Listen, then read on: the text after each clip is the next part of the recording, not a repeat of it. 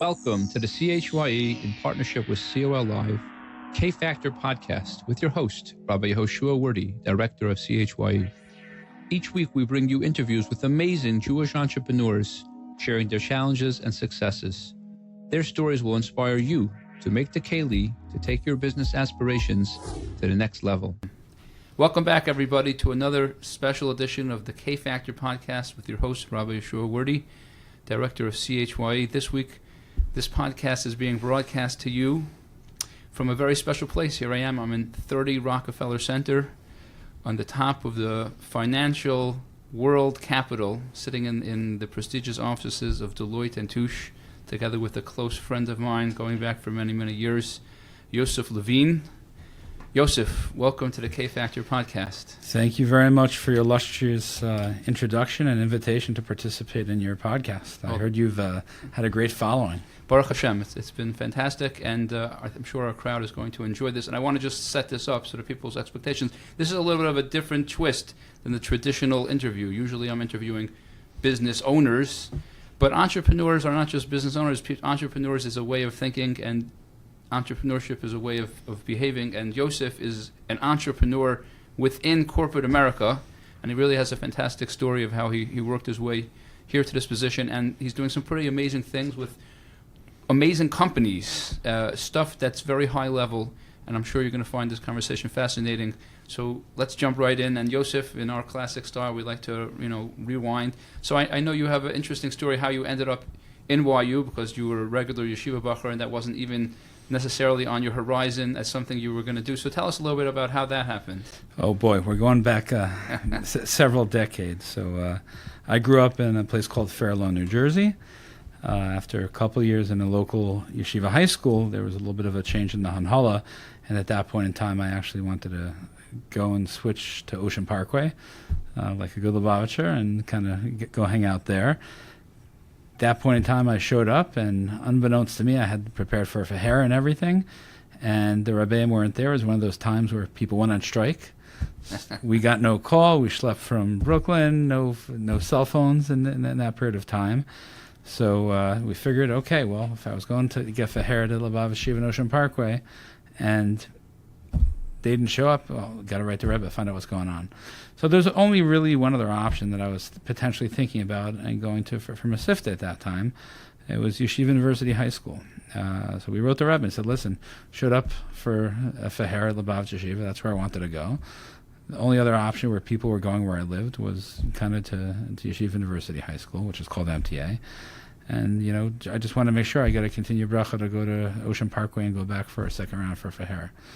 So I don't get a letter back. I get a call, and I happen to pick up the phone myself, and likely, hashgacha pratis, if I didn't pick it up myself, I probably wouldn't have believed it.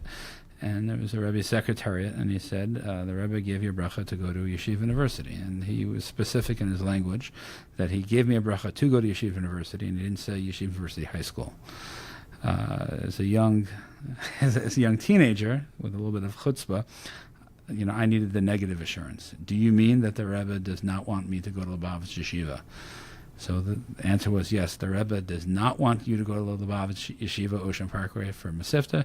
He wants you to go to Yeshiva University. And I said, to Yeshiva University? Yeah. So you go to Yeshiva University, the Rebbe tells you to do something, you go. So I went for my faher at Yeshiva University High School, and I said, you're a Lubavitch kid. You have another 2 years left in Masifta. Why am I looking at you?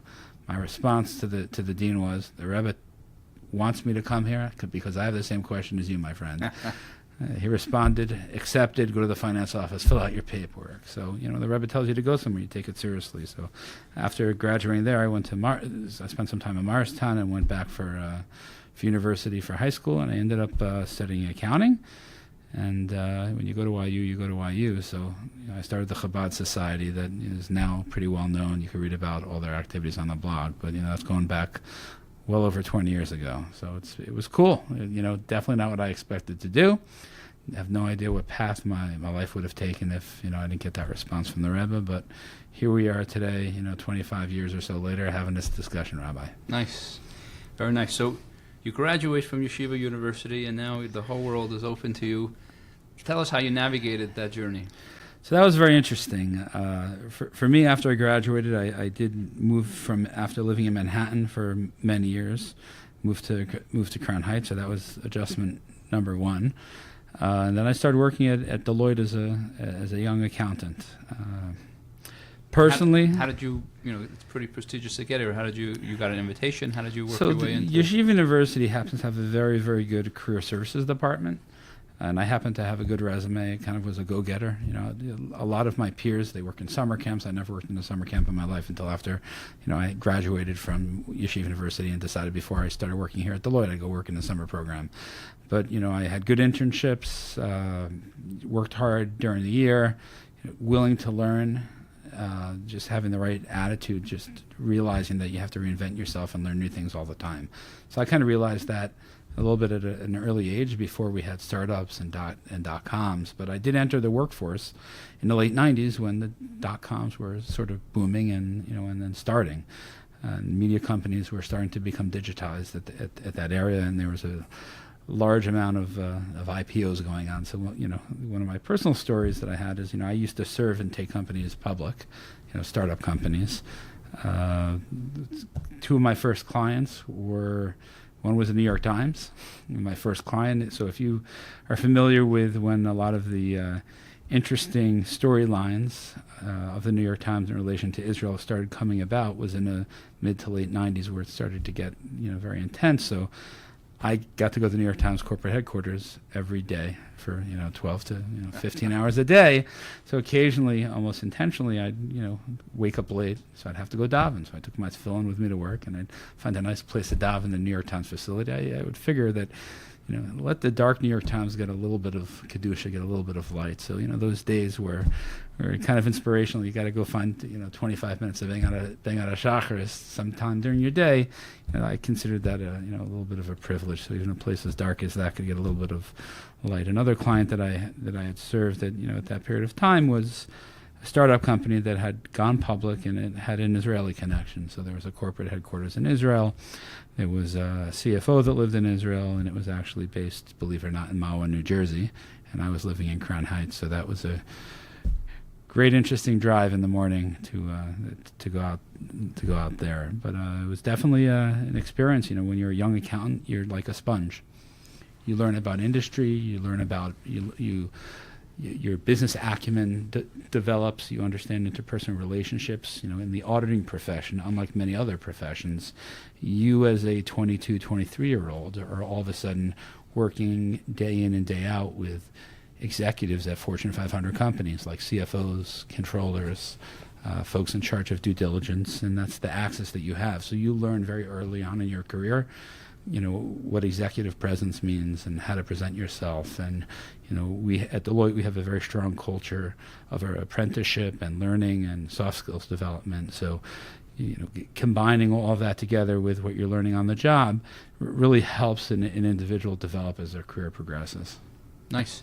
So tell us a little bit, as far as I understand, when you're breaking into a corporate environment, there's a certain phase of where things are on trial, and you have to break through a certain barrier in order to get in, like on a permanent. What was that like? So let me tell a story a little bit differently. How did you take your Chabad chutzpa and utilize it, in your career? So, we have this great thing called Chabad chutzpa. We use it when we ask people to put on tefillin and to do things, that would be shocking to many people. So my Chabad chutzpa, I took out on the. By me, it was baseball. So I love baseball, love softball. I walked into Deloitte and I said, where's the baseball team? And they said, it fell apart. I'm like, great, I'm going to rebuild it. So 18 and a half years later, I may not be the player, the coach, or the manager. I kind of focus like George Steinbrenner and fund the team. But you develop great relationships. You learn how to tell stories. You establish relationships that last you, your entire profession. So just one thing that I did, I ran our softball program, which happened to be 100 years old in our organization, and it's great experience. It's not just the relationships you build and forge, in the office and afterwards. It's kind of colleagues for life that you develop those relationships with, and it's a relationship based on trust and and mutual respect. And there's always opportunities. So for my career, I started as a traditional auditor working in the tech and media space. And, I had some IPO experience, also spent some time working on some high-end fashion clients such as Liz Claiborne, Prada, Helmut Lang. Those were great experiences. I tend to shy away from technology companies, with the exception of fintech, where there's a financial element to a technology.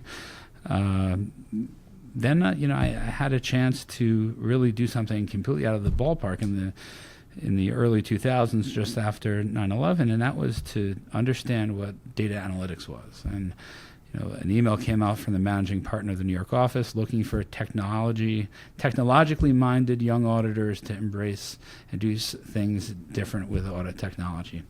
I responded to the email. It sounded kind of cool. I was kind of good at Microsoft Excel, kind of knew what a database was. Why not, That led into me really having the opportunity to grow a data competency, apply it to our audits, and build a team of data analytics professionals to help serve and deliver services to our clients. And I had an opportunity to grow a team in India that was working for me at the time. And one opportunity leads to another, and every 3 to 5 years you got to do something different to reinvent yourself and be able to pivot. Those are key character traits, typically in the corporate world. And I had an opportunity to switch groups again. I had a good mentor, a good rabbi. You always have to have a good rabbi and mishpia wherever you are. And I got pulled into a more qualitative group, helping improve our overall qualitative elements as it relates to the delivery of our services to all of our clients here in the East region. And then one day, probably fast forward another 5 to 7 years, I was at a place called Deloitte University, which is a leadership development center that we have. It's actually on Ross Perot's cattle ranch in the middle of Texas. And I was giving a presentation down there, and our CEO came to me after dinner that night, and he said, "Yosef, we have your name on a list." First response was, "It wasn't me." He said, "Don't worry, it's a good thing." I'm like, "Well, then, if you think it's a good thing, I'm there." And I got pulled into helping work on a lot of our innovation investments that we've created here in terms of how we're innovating, how we're delivering services using exponential technologies such as artificial intelligence, workflow automation, you name the technology, we're trying to embrace it, build it into products, transform what we do, how we do it, really cutting edge things. And that led me to get a global job, two global roles that I have today. One is being responsible for all of our audit and assurance technology from a risk lens and from a technology risk lens, that we use to serve our clients globally. And a lot of that has to do with the cloud and security and confidentiality and privacy and spending time with risk managers and lawyers. A lot of fun stuff. I like a challenge. I don't do anything that's sort of easy. Otherwise, I get a little bit bored. And the other part of my job is I spend a lot of time working with the startup scene in terms of the Israeli marketplace in particular. Right, so I want to dive into that in a second. But before I missed something I wanted to talk about earlier just for a second. It's sort of like digressing. A lot of our audience, there's quite a few people in Crown Heights that are aspiring accountants. They're going to accounting school and different. What would just be some wisdom that you would give them in terms of how to navigate their future? So it's difficult to get a job at a big firm if you're not coming out of a school that has an appropriate placement department. But that doesn't mean as you go through school, irrespective to what school you're in, early on you need to start trying to get some sort of internships and just send out resume after resume. I have a good friend of mine. He went to Queens College. He's the CFO of a hedge fund today, worked at PricewaterhouseCoopers, another large, great accounting firm, and he didn't have a job out of college in Maytime. He took his resume, mail merged it to 75 accounting firms, and he got a couple hits. And he knew he was going to get something, so you just got to believe that you're going to get something. And just because you're at a place today, that doesn't mean you're not going to progress. But you have to strategically think about, when you move to the next level or to the next firm, what do they expect? What's the expectation once you pivot from one job to another in terms of mannerisms, in terms of executive presence, in terms of knowledge-based, It's about the opportunity. You shouldn't look for necessarily a particular role at a particular level, but look for an opportunity where when you put yourself into it and give it 120%, you could deliver value to whoever your potential employer is. So that's really, a lot of your attitude, understanding the marketplace, understanding if you figured out a sector or an industry, understanding what's going on in that industry, being able to have a conversation about it. At the end of the day, our clients that we serve want value from us. You have to be able to articulate your own individual value proposition, and that's not necessarily limited to technical skills. It has to do with insight and what you can deliver to the client outside of whatever your main work is. Okay.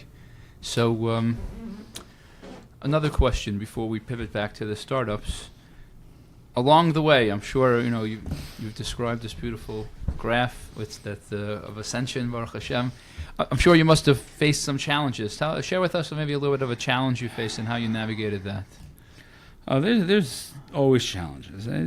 Certain times there's people that don't like you. Maybe it's anti-Semitism, whatever it is. And I've definitely had multiple instances where there are particular individuals of seniority over me, significant seniority over me, that I would say, attempted to shoot me down or make life difficult for me. I always had the appropriate resolve. Once you have a strong moral fiber and ethic and realize you're doing the right thing and you have the brachos of the Rebbe and everything is sort of in line, you don't let things sort of get you down. You don't worry about negativity because you believe in yourself to be able to reinvent yourself and get to the next level. So two individuals that, that I felt were improper in terms of their dealings with me. One's no longer around here, and the other was demoted and sent out of country. So I look at it as, if you're sincere and you have independent people you bounce things off of, you need that mishpia in the workplace in addition to your personal life, you're going to be in a good place, and you have to be long-term centric, right? You have to think it may stink today or be difficult today, but vision yourself into tomorrow, into where you can be and likely will be, and if you live and get your mind into that position, I believe that will provide greater opportunity for individual growth and ascension, as you stated. But there's definitely a couple cool stories. I mentioned before I helped run our softball team. So one year we made the playoffs. I said, okay. I took my tefillin with me to the dugout in Central Park. I said, listen, if you're Jewish on the team, you got to put on tefillin that we're going to have win the playoff game. So that led to karkaftas in the dugout. That's my story. On the dime in Central Park in the dugout. Bang it out. I've also had the unique opportunity to travel a lot, particularly in the past few years. When I was in Amsterdam, I met an individual from our Central European firm, actually based in Hungary. Happened to meet a guy who was Jewish. His mother was Jewish, father's not Jewish, grew up with no religion. He said, I'm Jewish. My grandmother was Jewish. My mother didn't practice Judaism. I said, tomorrow morning. Obviously these conversations happened after a couple of chaims. We made our way to the hotel bar. I said, tomorrow morning, buddy, during lunchtime, we're going to the business center and making you a bar mitzvah. Oh. So there happened to be somebody from our Israeli office there. She was there for this whole discussion. We took him to the business center at this hotel in Amsterdam, made him a bar mitzvah there. We got some l'chaim, and we banged it out. We took pictures. He sent it back to his mother. Say, I just put on tefillin for the first time. I had a bar mitzvah. You just meet people along the journey. That's where the Chabad chutzpa comes in. People shy away from religion in the workplace and are scared of it. Baruch Hashem, here at Deloitte, we have a very vibrant religious and Jewish community. We have a minyan in the office that's pretty well known. I think about 15 years ago, Business Week had a whole expose in one of their monthly editions on religion in the workplace. That issue had a picture of the CEO of Timberland holding an Arshkol Gemara talking about learning Daf Yomi. And in that article, I mentioned, Deloitte has a daily mincha minyan in its offices. Goldman Sachs does a lot of companies where there is a concentration of religious Jews, there is, all over Manhattan, Minyanim, Baruch Hashem, and even outside of Manhattan. You go to godavin.com, I use it whenever I travel. So, definitely, being Jewish and being religious and having a beard is not for me has not necessarily been an issue, been a problem. Deloitte's a great organization, highly diverse. My team that works for me today is very diverse. It's something that I appreciate. It's something that I think makes us better as individuals, as humans, as Jews, and recognizing that the power of diversity in the workplace and who we are and what our contributions are is not overlooked. And now that doesn't mean that when you're walking around how we walk around, you don't have a higher responsibility to conduct business in a certain way, to act in a certain way, because that's kind of your expectation. So you definitely educate people about kosher.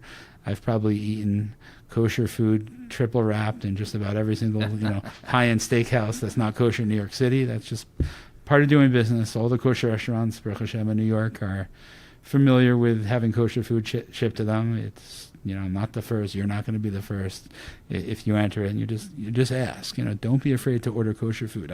I order it in every country I ever travel to. Never had a problem. That's great. So let's go back now, and I want to use this as a springboard to educate the audience a little bit. We were speaking about the Israel Innovation Office. I mean, we're in this new world now of startups, and Eretz Yisrael, Israel is the startup nation, and there's all this startup talk that everyone's hearing about, but Crown Heights, we're not so familiar with it. Tell us a little bit about what this new venture that you're involved in, and maybe for a second before you jump into that, educate people a little bit on what what's going on in this startup. What is the startup world, and a little bit of a primer for our audience, which I think they would appreciate. Sure. In general, and this is not unique to Israel, I think the general world is going through, the business world that is going through a significant transformation and digitization. You could read a lot of thought leadership about, we're at the dawning of a new era of technology. You hear about the future of work is going to be different. A lot of menial tasks and menial jobs are going to be replaced by robots, or you'll have a new type of working environment where a man's going to work with a machine side by side in some way, shape, or form. And that's all real. That's very real. But the innovation and transformation that's taking place is that, the cloud and technology, cognitive technology, and that's artificial intelligence, automation. There's a way of thinking and an adaptation of existing technology that's taking place across every single industry and sector. Every department of every major company is being charged with how to do things differently, how to do things better, quicker, cheaper. If you think about our kids today, Rabbi, we're device-centric. The concept of IoT and living in a device, having a short attention span, the concept of real-time everything, that's a reality of business as well, in terms of the expectations of clients, the expectations of people. So how do you do things differently? How do you automate the manual so that, when you come out of college, which a lot of people are in our organization, they're not doing manual tasks. They're having machines do manual tasks, and we're spending our time, engaged in critical judgments and providing value and looking for anomalies and providing, great insights and feedback and, and value. Again, whatever could be automated, you can automate. So that opens a whole world of possibility when you have key technologies and core technologies available to transform a lot of different industries. We know Amazon has done it with changing retail significantly. You put an entire store into the palm of somebody's hand. And now you have the concept of demographics and metadata and information and, and the aggregation of data about users and purchasers and how we act and what we do when we act, the times of day that we act, and who our friends are, what they do, how relationships of data sets and how human relationships, and our cognitive behaviors translate into, a lot of data that could help us do things differently. That's the concept of online marketing, concept of behavioral analytics. So there's all of this core technology that entrepreneurs are taking, into their own toolbox and using it to solve a particular use case for a particular industry. And that's where entrepreneurs are really hitting, market segments and geographical areas all over the globe and coming up with brilliant ideas to try to do something different to add value. Obviously, like any entrepreneur, going back to the dawn of entrepreneurship, really has to do with understanding your market.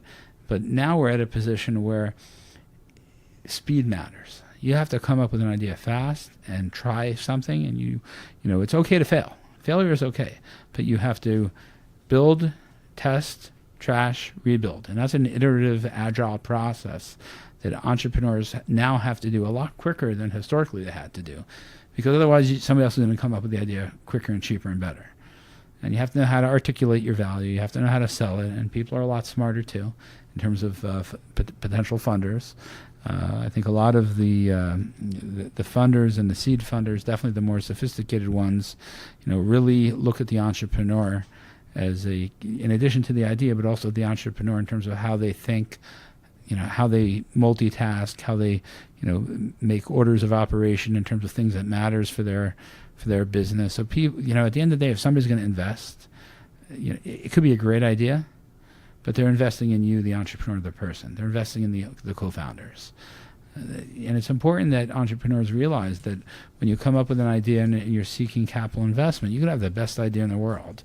But if you can't articulate it, or the person or persons or organizations that you're trying to sell it to, don't believe in you as a person, you're going to find it extremely difficult to secure funding that you might need to take your idea to the next level. So tie this in now to your Israeli initiatives. So any Israel initiatives, basically, most people are familiar that Israel is what's called the startup nation.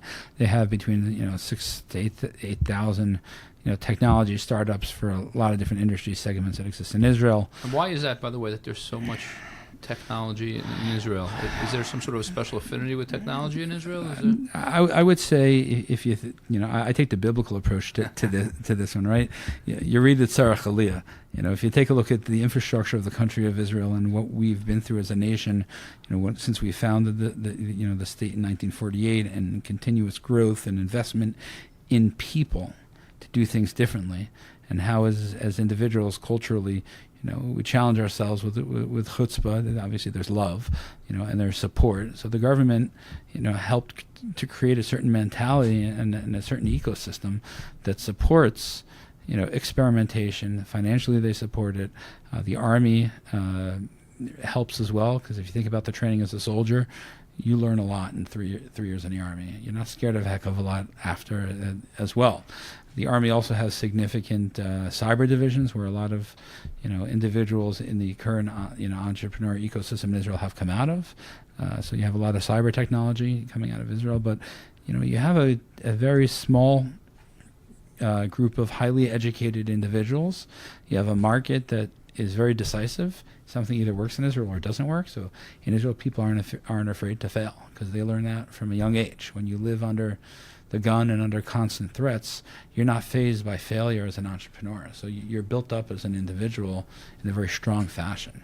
So psychologically, with the Army training, with more technology there on the ground, and government supporting, innovation through grants and investing in, in different types of events to create that ecosystem, which, took shape many years ago, and everybody's read the book Startup Nation or heard of it, and there's a lot of great advocates for, for Israeli tech, around the world. It's a great culture of innovation taking place. Now, some of those companies are going to fail. A lot of them are going to fail. But the ones that succeed, a lot of them end up moving to New York, moving to the U.S. once they prove their product. So what I do is I try to engage with the startups that are here in New York and the U.S. to create, with my colleagues in Israel, what we call a soft landing for some of our clients and prospective clients that move here, help them understand the U.S. market, help them succeed and grow with a hope of eventually turning them into very strong public companies. Could you give an example? You're allowed to talk about any of the companies you're involved in? I could talk about Israeli companies in general. So one of the largest even U.S. startups right now is WeWork. Right. Although WeWork did not start in Israel, it was started based off of an Israeli entrepreneur and his wife, based on some of the fundamentals of what it means to grow up in Israel and starting ideas and enhancing ideas. WeWork is a great company. It's a little bit of a different shade of an Israeli company, But generally, there is an alignment of that to the Israeli ecosystem. If I may interject, why do you think WeWork has taken off? What's your insight on that? What's the Well, I think of it like this, right? WeWork itself is an entrepreneurial company. They're putting themselves into the mind and body of an entrepreneur. How do you create again, it's a real estate company, but it's a real estate company that is really a technology company. So it's a technology company that happens to do real estate. So they're creating the experience and the ecosystem for entrepreneurs, founders, and co-founders to get together to enhance ideas. They're fostering collaboration by design. They're creating technology tools for if you're in their facilities to help engage with others in very unique fashions. And you're creating just a very, very strong, you call it ecosystem, but it's a really strong buffet of tools that could help you as you grow your organization. That's all built into WeWork. So you're not just renting space. You're becoming part of a deeper, entrepreneurial culture, a little bit of a WeWork, type of cultish family, which is a positive thing, and that's not a negative thing in this context. That could help you and your organization grow and learn, from other entrepreneurs. Could you imagine, right, if you're an entrepreneur and you don't know whether or not to spend money, you could just walk around the hall and talk to other entrepreneurs that may have experienced the same thing, right. or a service provider, right. or you need to connect yourself to a VC, if you're ready.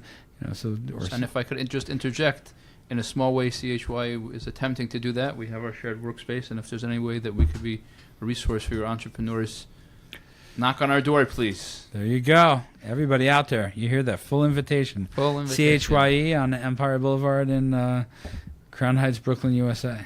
Let me ask you like this.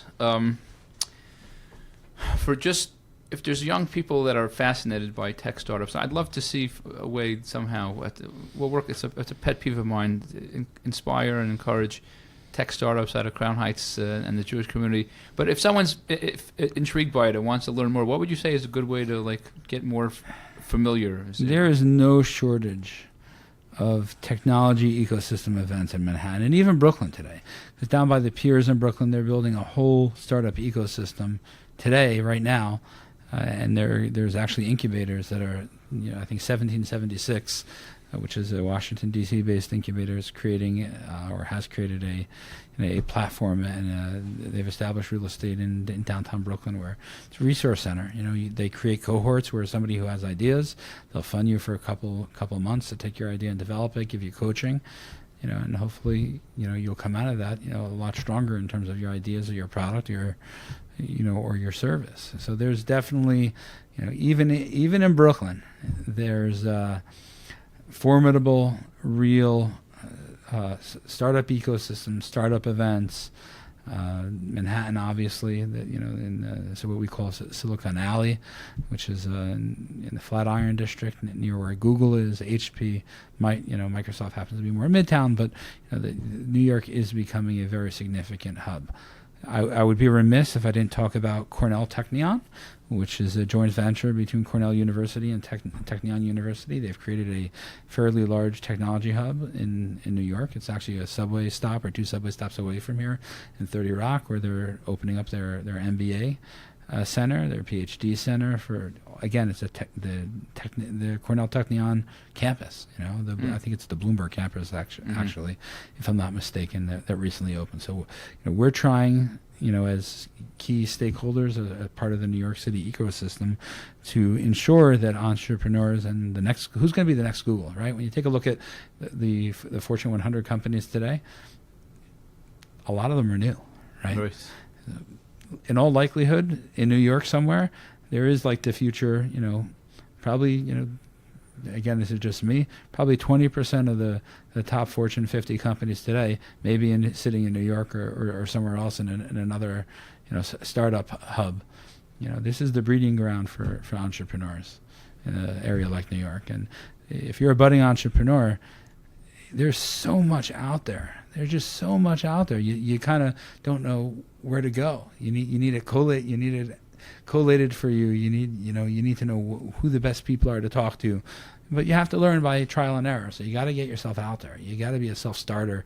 Nobody's going to hand things to you on a silver platter. And it's okay to fail. It's okay to struggle. It's okay to be frustrated. But just realize that's part of learning. In order to get to where you want to be, you need to struggle and you need to fail. And that's okay, because that's what makes you a stronger leader. Nice. Very, very nicely said. Final thoughts over here. Looking back at so far your 20 years here in corporate America, is there any story of hashgacha pratis that stands out in your mind that you'd like to share? I don't know if I ever told you this story, but one time when I was working on an IPO of a shipping company, and I love this story because it's a story of how a random act of kindness can really change the world. So I was working on an IPO of a Greek shipping company. I was with the CFO, and he came to my office, which was really his office. I had like a little working area there. We were working on the IPO. He said, "Yosef, deals off one of the partners that was supposed to, give their ships to be put into this mega shipping company to go public. They didn't like the deal terms. They pulled out." So he's like sobbing in his misery. He's like, "Okay, I got, come on, let's go get a drink, and I got to go buy a cigar. I can't deal with this." So, okay, sure, whatever you want, James. So, again, I was a young accountant, a fairly young accountant at this time. We go out, have a beer. I think it was like we had a beer. I think it was like at Harley Davidson Cafe. I don't even know if it exists anymore. And then he found the cigar shop. He was like, "Okay, I got to go get a cigar." I'm like, "I don't smoke. I don't know from this." But my first time in a cigar shop, and I'm like, "Well, it was kind of nice, like mahogany everywhere." Again, this is probably 15 years ago, if not more, and. We're in there looking for cigars, and there was an elderly gentleman, not old, probably in his late 60s, 70s, dressed in a very nice suit. And he was looking at cigars, and we were kind of looking at the showcase next to him. And he asked to see one cigar, and he asked how much it was. He said, "No, it's too much money."